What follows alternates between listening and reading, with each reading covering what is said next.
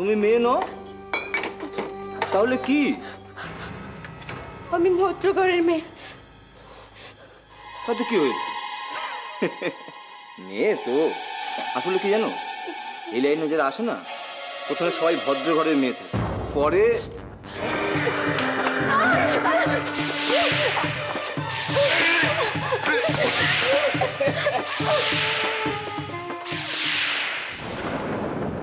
কোথায় চাকরি করা হয়? আমি ব্লু স্টার এন্টারপ্রাইজে আছি। টেনশন করো না, আমি মাইনের কথা জিজ্ঞেস করব না। আমি এটা জানি, মেয়েদের বয়স আর ছেলেদের মাইনের কথা জিজ্ঞেস করতে হয় না। শুনলাম তুমি নাকি এখনো চাকরিতে জয়েন করোনি? না, নেক্সট মানডে জয়েন করার কথা। পড়াশোনা কতদূর? আমি এমএসসি করেছি, তারপর কম্পিউটার সায়েন্সে একটা ডিগ্রি নিয়েছি। বাহ, ঠিক আছে, তুমি এখন আসতে পারো। আচ্ছা তোরা বল, সবই তো ঠিক ছিল, কিন্তু তোর ওকে খবরটা কে দেবে?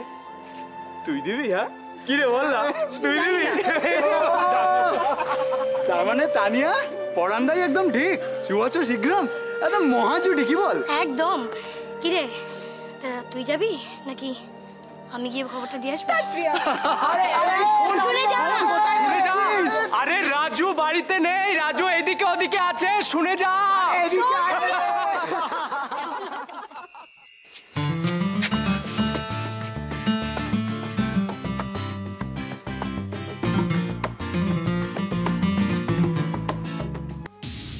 মিনু, মিনু, পারুলি,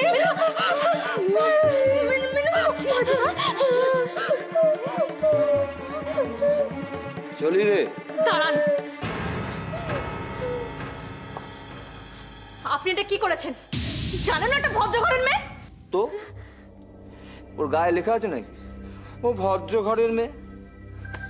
আচ্ছা পারুল, আমি বা কি করে বুঝবো বলতো? আজকাল তোদের কাছে ভদ্র ঘরের মেয়েরা আসে। আপনাকে দেখেও তো কেউ বলবে না যে পেটে পিশাচ। তা বলে কি আপনি ভদ্রলোক হয়ে গেলেন? একদম চোখ রাখিয়ে কথা বলবি না, হ্যাঁ? চোটা নামিয়ে কথা বল। হ্যাঁ, একটা ভালো মেয়েকে তুই নষ্ট করলি, তোর লজ্জা লাগলো না? পাগল শালা, পুরো আনন্দটা না একদম বিগড়ে দিই। যাকে যা হয়েছে বাদ দে, চল। কি? তোকে মেরেই ফেলবো আজকে। তুই ভালো চাস তো যেখান থেকে চলে যা, না হলে মুন্ডুটাকে ধরে দেবো। আসুন আসুন আসুন।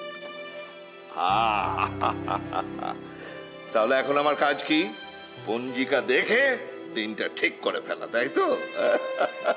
আর হ্যাঁ, যে কথাটা বললাম আপনাকে, ওই কোনো প্রয়োজনে আমাকে বলতে কিন্তু দ্বিধা করবেন না, হ্যাঁ? তুই একটু দাঁড়া, আমি তো জল নিয়ে আসছি। হ্যাঁ, চান করবো না।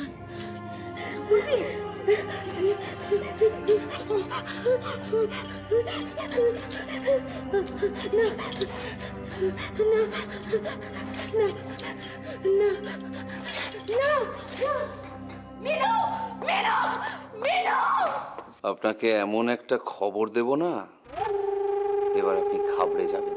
ছাড়ুন ওই সমস্ত কথা, বলুন কাজের কথা বলুন। ডেভিড বোস আবার ফিরে এসেছে।